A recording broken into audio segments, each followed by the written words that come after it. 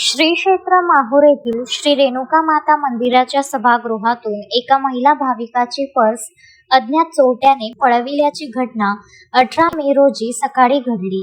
या पर्समध्ये 57,000 रुपये रोख आणि 11 ग्रॅम सोन्याचे दागिने, 2 अंगठ्या असा एकूण 1,57,000 रुपयांचा मुद्देमाल होता।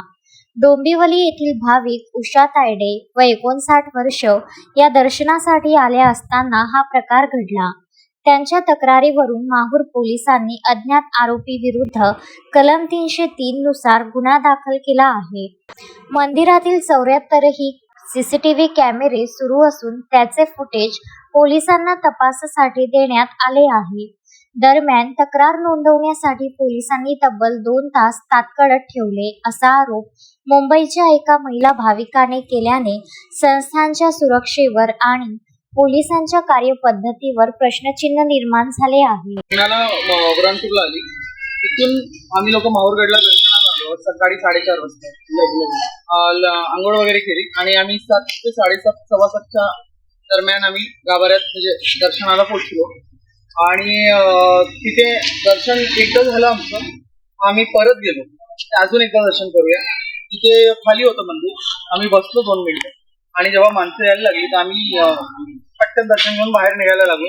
मागून लेडीज आईच्या म्हणजे कॅमेऱ्यात आम्हाला दिसली, तेव्हा तो समजला नाही की झालं ते, आणि तेव्हा कोणीतरी लेडीजने पटकन ते काढलं आणि गाडीच्या पदराखाली असं बोलवणं निघाली। मग तिथून काय नव्हतं मी कंप्लेंट केली की तुम्ही पटकन आता काहीतरी करा, तर ते बोलले की आमचा ऑपरेटर 1 तास लागेल त्याला यायला, तो अजून आलेला नाही। त्यांनी 1 तासानंतर त्यांचा ऑपरेटर आला आणि त्यांनी ते बघितलं, ते कॅमेरा आम्हाला दाखवले। मग त्यांनी सांगितलं ठीक आहे, तुम्ही ना पोलीस स्टेशनला जावा, 3 किलोमीटर अंतरावर पोलीस स्टेशन आहे आणि तिथे तुमची नोंद करा।